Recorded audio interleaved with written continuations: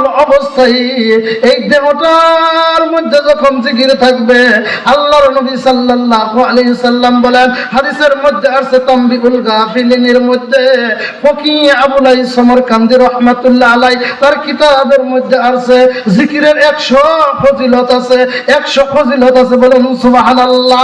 জিকির করলে আমার আল্লাহ খুশি হয়, জিকির করলে শয়তান দূর হয়ে যায়, জিকির করলে কলব পরিষ্কার হয়, জিকির করলে মনে শান্তি আসে, জিকির করলে আল্লাহ খুশি হয়, জিকির করলে গুনাহ খাতা মাফ হয়, জিকির করলে তার রিজিক বৃদ্ধি হয়। বলুন সুবহানাল্লাহ। আল্লাহর নবী সাল্লাল্লাহু আলাইহি সাল্লাম বলেন, বুখারী শরীফের শেষ হাদিসের মধ্যে আছে এমন দুইটা কালেমা আছে, দুইটা অতি ছোট, কিন্তু এইগুলা পড়লে মিজানের পাল্লা ভারী হয়। বলেন সুবহানাল্লাহ। সেটা হলো সুবহানাল্লাহি ওয়া বিহামদিহি সুবহানাল্লাহিল আযীম। বলেন আল্লাহু আকবার। আগে ছোটবেলায় দেখছি মানুষ দোয়া গান গাইছে, কত লম্বা সুরে গান আছে না? আর এই যে দুইটা কালেমা বললাম জিকির, সুবহানাল্লাহি ওয়া বিহামদিহি সুবহানাল্লাহিল আযীম। আল্লাহর নবীজি বলেন কালেমা দুটো ছোট কিন্তু মিজানের পাল্লা ভারী হয়। বলেন সুবহানাল্লাহ। আল্লাহ রাব্বুল আলামিন খুশি হয়। বলেন সুবহানাল্লাহ। আল্লাহর নবী সাল্লাল্লাহু আলাইহি সাল্লাম বলেন, এই কালেমা দুইটা যখন মানুষ পড়ে, কালেমা পড়ার কারণে আমার আল্লাহ তার জীবন জিন্দেগীর গুনাহগুলো মাফ করে দেয়। বলুন সুবহানাল্লাহ। ও নামাজিরা, নামাজের পরে সুবহানাল্লাহ পড়ব 33 বার, আলহামদুলিল্লাহ 33 বার, আল্লাহু আকবার 34 বার এবং আল্লাহু আকবার 33 বার পরে হাদিসের মধ্যে আরেকটা আছে, যদি কোনো ব্যক্তি এই দোয়াটা পড়ে, লা ইলাহা ইল্লাল্লাহু ওয়াহদাহু লা শারীকা লা ওয়া লাহুল মুলকু ওয়া লাহুল হামদু ওয়া আলা কুল্লি শাইইন কাদির। বলেন আল্লাহু আকবার। এই দোয়াটা যদি কোনো ব্যক্তি একবার পড়ে, আমার আল্লাহ তার হাবিবকে দ্বারা বলেছেন পাহাড় সমপরিমাণ, সমুদ্র পরিমাণ যদি তার গুনাহ থাকে, আমার আল্লাহ তার গুনাহ খাতাগুলো মাফ করে দেয়। বলেন সুবহানাল্লাহ। একদম ছোট আমল। সুবহানাল্লাহ 33 বার, আলহামদুলিল্লাহ 33 বার, আল্লাহু আকবার 33 বার, এই হলো 99 বার। আর ওই দোয়াটা ছোট্ট একটা দোয়া, যে লা ইলাহা ইল্লাল্লাহু ওয়াহদাহু লা শারীকা লাহু ওয়া আশহাদু আন্না ওয়া লাহুল মুলকু ওয়া হুয়া আলা কুল্লি শাইইন কাদির। এই দোয়াটা মাঝখানে একটু রয়েছে। প্রথম যে বললাম এই দোয়াটা কিতাবের মধ্যে আছে, হাদিসের মধ্যে আছে। এই যে ফাজাইলে আমল আমরা মসজিদে করি না, এই ফাজাইলে আমলের মধ্যে ওই হাদিসটা আছে, আমরা শিখে নিব। যদি কোনো ব্যক্তি পড়ে, আমার আল্লাহ বলেন সমুদ্র পরিমাণ গুনাহ থাকলেও আমার আল্লাহ তার গুনাহ খাতা মাফ করে দেয়। বলেন সুবহানাল্লাহ। আল্লাহর নবী সাল্লাল্লাহু আলাইহি সাল্লামের কাছে তার কলিজার টুকরা মেয়ে হযরত ফাতেমা রাদিয়াল্লাহু তাআলা আনহা আয়েশা বলতেছেন, বাবা গো, ইয়া রাসূলুল্লাহ, ইয়া হাবিবাল্লাহ, সাউন্ড বাড়াও। নবী গো, আমি সারাদিন অনেক কাজ করি, আমার শরীরটা অনেক ক্লান্ত হয়ে যায়। আগের যুগে মা বোনেরা বাড়া বানত, ধান বানত, তাদের এত ডায়াবেটিস ছিল না, এত হাড়ের সমস্যা ছিল না, এত অসুখ বিসুখ ছিল না। আমরা যত আরাম প্রিয় হয়েছি, অসুখ বিসুখ আইসা আমাদের বাসা বাঁধছে এই দেহের মধ্যে। আল্লাহর নবীজির মেয়ে ঘুম থেকে আটা বানাইতো, যেটাকে বাংলায় বলা হয় জাতা। হাদিসের মধ্যে আছে এইভাবে জাতা পিটাইতো। অনেক কষ্ট করার পরে আর শরীরে কুলাইতো না। আল্লাহর নবীকে বলতেছে, বাবা গো, আমি তো গরিব মানুষ, আমার জন্য যদি একটা দাসীর ব্যবস্থা করতেন। আল্লাহর নবী সাল্লাল্লাহু আলাইহি সাল্লাম বলেন, মা ফাতেমা রে, তোমার দাসী লাগবে না, আমি এমন কিছু কালেমা শিক্ষা দিতেছি, এইগুলা পড়লে তোমার সারাদিনের সকল ক্লান্তি আমার আল্লাহ দূর করে দিবে। বলুন সুবহানাল্লাহ। আল্লাহর নবী বলতেছে, ও ফাতেমা রে, সকালে তুমি 3 বার তুমি এই 3টা কালেমা পড়বা, সুবহানাল্লাহ 33 বার, আলহামদুলিল্লাহ 33 বার, আল্লাহু আকবার 34 বার।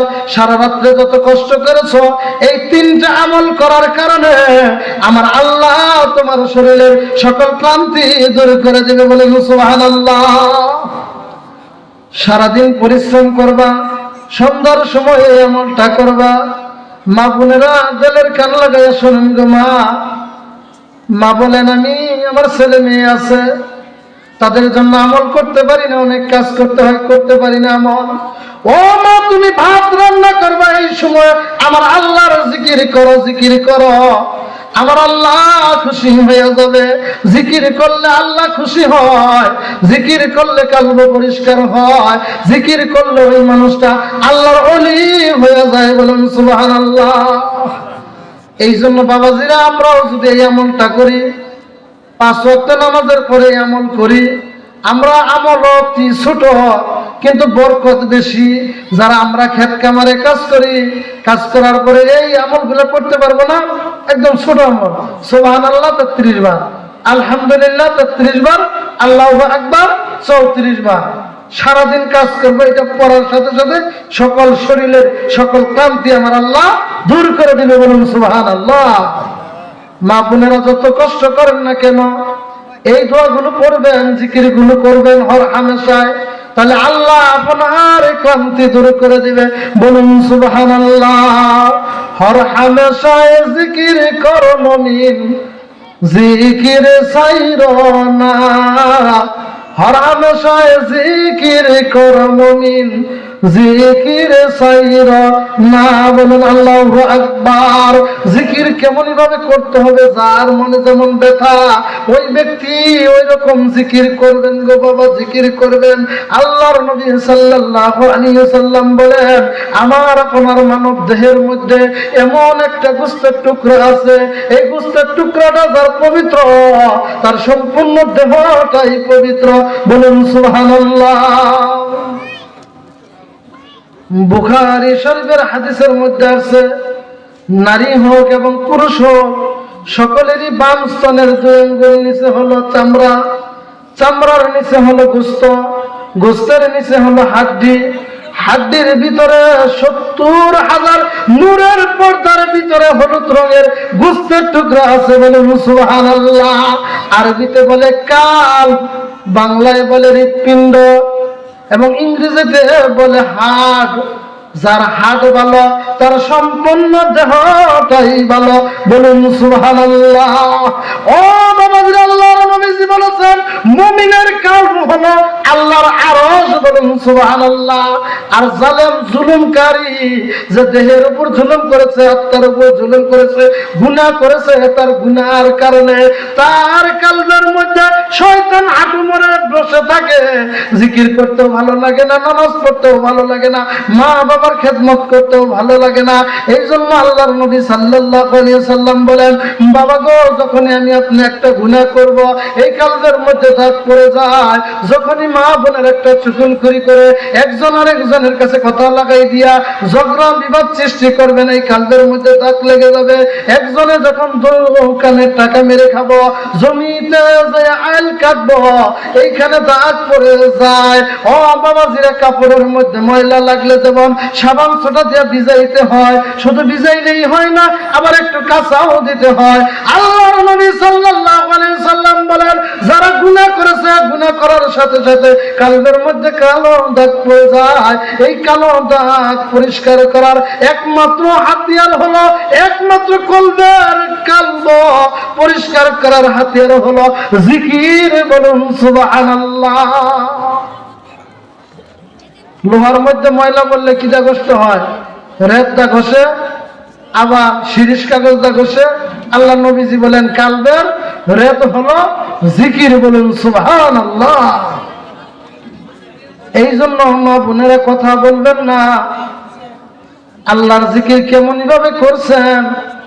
আল্লাহর নবীজির একজন সাহাবী দিলের কান্দা সম্ভব, ছোট্ট সাহাবী, কিতাবের মধ্যে আছে 12 বছর বয়স হবে, 12 বছর বয়স হবে, বাবা মারা গেছে। মাটা আরেক জায়গায় শরীয়ত মোতাবেক বিবাহ হয়েছে, চাচার সাথে খানা খাইতেছে। চাচারে ডাকতে বলল, চাচা গো, এই মক্কা নগরীতে সবচাইতে ভালো মানুষকে? চাচা ইহুদি, কিন্তু চাচা বলল এই মক্কার মধ্যে সবচাইতে ভালো মানুষ হলো রহমাতাল লিল আলামিন। বলুন সুবহানাল্লাহ। ছেলেটা বলতেছে যদি রহমাতাল লিল আলামিন ভালো হয়, খানা শেষ করে আমার নবীর কাছে চলে গেছে, গোপনে আমার নবীর কাছে বায়াত নিয়ে মুসলমান হয়ে গেছে। বলুন সুবহানাল্লাহ। বায়াত নিয়ে মুসলমান হয়ে যখন কালেমার জিকির করে লা ইলাহা ইল্লাল্লাহ, লা ইলাহা ইল্লাল্লাহ। হাদিসের মধ্যে আছে এই কালেমা যদি এক পাল্লায় রাখা হয়, তামাম আসমান জগৎ যদি আরেক পাল্লায় রাখা হয়, এই কালেমার পাল্লাটা বেশি ওজন হবে। বলুন সুবহানাল্লাহ। এই কালেমার মধ্যে বাবাজিরা, কালেমাই তৈবার মধ্যে 24টা হরফ আছে। আল্লাহর নবীজি বলেন যদি কোনো ব্যক্তি এই 24টা হরফ একবার পড়ে, আমার আল্লাহ 24 ঘন্টার সগীরা গুনাহগুলো maaf করে দেয়। বলুন সুবহানাল্লাহ। ও মা বোনেরা, দিলের কান লাগায়া শোনো, হাদিসের মধ্যে আছে যে মা এবং যে বাবা, ও যুবকেরা, প্রতিদিন সকালে এই কালেমা 100 বার জিকির করবা এবং সন্ধ্যায় 100 বার জিকির করবা। ওই মানুষটার মুখমণ্ডল চাঁদের কিরণের মতো আলো দিতে থাকবে। বলুন সুবহানাল্লাহ। আর আমরা তো নামাজও করি না, জিকিরও করি না, এই জন্য ইন্ডিয়ান ফেস ওয়াশ দিতে হয়, ইন্ডিয়ান ক্রিম দিতে হয়। আল্লাহর নবীজি বলেন যদি কোনো ব্যক্তি সকালে 100 বার কালেমা পরে এবং রাত্রে 100 বার পরে, তার চুল পাউডার কোনো কিছুই দেন লাগবে না, এমনিতেই তাকে সুন্দর হয়ে যাবে। বলুন আল্লাহু আকবার। আল্লাহর নবী সাল্লাল্লাহু আলাইহি সাল্লাম বলেন এই কালেমার জিকির তোমরা ছাইরো না। এই কালেমার জিকির করলে ইহকালেও রহমত বরকত, পরকালেও শান্তি রহমত বরকত পাওয়া যাবে। ও বাবাজিরা, ওই যুবকটা এই কালেমার জিকির করে। চাচা বলে কি বলো, তুমি কি বলো?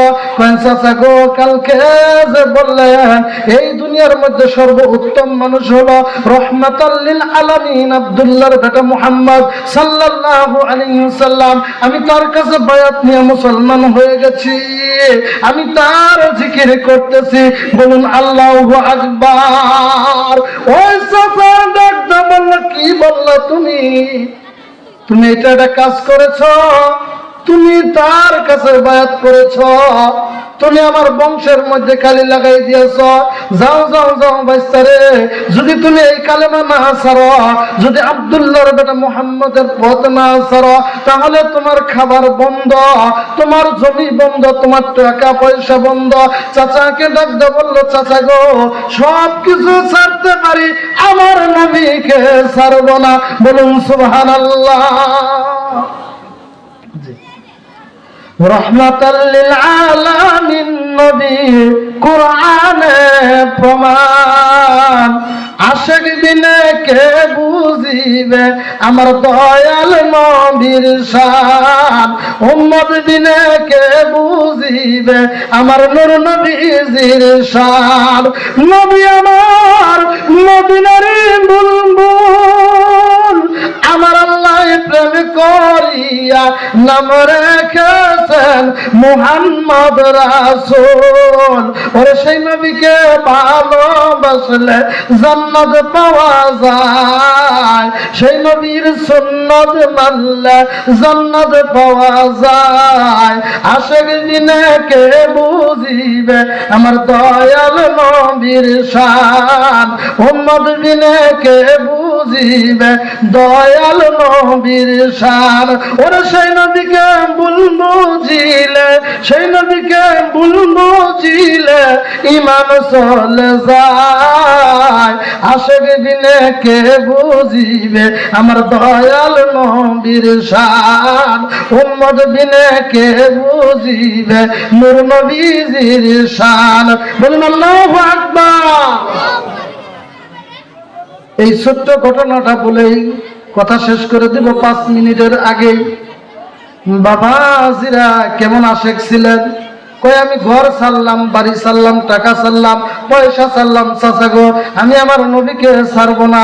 চাচা কয় তোমার পরনের যে কাপড়টা আছে সেটাও হলো আমার কিনায়। ও বাচ্চা, তুই যদি আব্দুল্লাহর বেটা মুহাম্মদ রে না ছাড়স, এই কাপড় ছেড়ে দিতে হবে। 12 বছরের যুবক দুপুটা চোখের পানি ছেড়ে দিয়ে বলল, আল্লাহ আমি তোমার হাবিবকে ভালোবাসি, এর জন্য বাড়ি ছাড়লাম, ঘর ছাড়লাম, কাপড় ছাড়লাম, লজ্জার স্থান হাত দিয়ে ঢাইকা তার মায়ের কাছে চলে গেল। মাকে বলল, মা গো, আমি আব্দুল্লাহর বেটা মুহাম্মদের কাছে আমি ইসলাম গ্রহণ করেছি, আমার চাচা সব নিয়ে গিয়েছে, তুমি আমাকে একটু কাপড়ের ব্যবস্থা করতে পারবা? তার মা সংক্ষিপ্ত ভাবে বলতেছি, অল্প একটু কাপড় দিল, একদিক দিয়ে ঢাকলে আরেক দিকে বের পড়ে। এইভাবে তিনি আমার নবীজির কাছে চলে গেছেন। নবীজি দেখা বলল, ও আমার আশেক, তুমি ঘর ছাড়ছ, বাড়ি ছাড়ছ, আমার আল্লাহ তোমাকে রহমত বরকত দিয়ে দিবেন। বলুন আল্লাহু আকবার। যা বলতেছিলাম বাবাজিরা, জিকির কি জন্য জোরে জোরে করতে হয়? এই লোকটা যখন আল্লাহর নবীজির কাছে থাকলো, সংক্ষিপ্ত ভাবে বলতেছি, ওই লোকটা বেশি বেশি জোরে জোরে জিকির করতো। একদিন হযরত ওমর রাদিয়াল্লাহু তাআলা ডাকতে বললে, নবী গো, এই লোকটা তো বেশি জোরে জিকির করে, তার অহংকার আসে গেছে। আল্লাহর নবীজি বলল, না না না না ওমর রে, এই লোকটা ইসলামের জন্য অনেক বড় কষ্ট করেছে, তিনি জোরে জিকির করলে তার অন্তরের ভালো লাগে, এই জন্য তুমি তাকে জিকির করতে দাও জোরে জোরে। বলুন আল্লাহু আকবার। কিছুদিন পরে ওই লোকটা যুদ্ধের ময়দানে গিয়ে শহীদ হলো। আল্লাহর নবীজি কাফন দাফন করলেন এবং বললেন, আল্লাহ আমি এই লোকটার উপর রাজি খুশি। আমার আল্লাহ ডাকতে বললেন, নবী গো, তোমার আশেক, তোমার উম্মত, তোমার সাহাবীর উপর তুমি রাজি খুশি, আমি আল্লাহ রাজি খুশি হয়ে গেলাম, আমি আল্লাহ তার জন্য জান্নাতের ফয়সালা করে দিলাম। বলুন সুবহানাল্লাহ। এই জন্য বাবাজিরা, স্থান কাল পাত্র ভেদে জিকির করব। যেখানে যদি কেউ ঘুমে থাকে আমি ধীরে ধীরে জিকির করলাম, যদি কেউ না থাকে আমি মনের খায়েশে, মনের ব্যথা নিয়ে, কষ্ট নিয়ে জোরে জোরে জিকির করব। ধীরেও জিকির করা জায়েজ আছে, জোরেও জিকির করা জায়েজ আছে, স্থান কাল পাত্র ভেদে। এই জন্য সকল অবস্থায় আল্লাহ রাব্বুল আলামিন আমাদেরকে জিকির করার জন্য তৌফিক দান করেন। সবাই বলুন আমিন। আমার জন্য সকলেই দোয়া করবেন, আমিও সকলের জন্য দোয়া করি। আসসালামু আলাইকুম ওয়া রাহমাতুল্লাহ।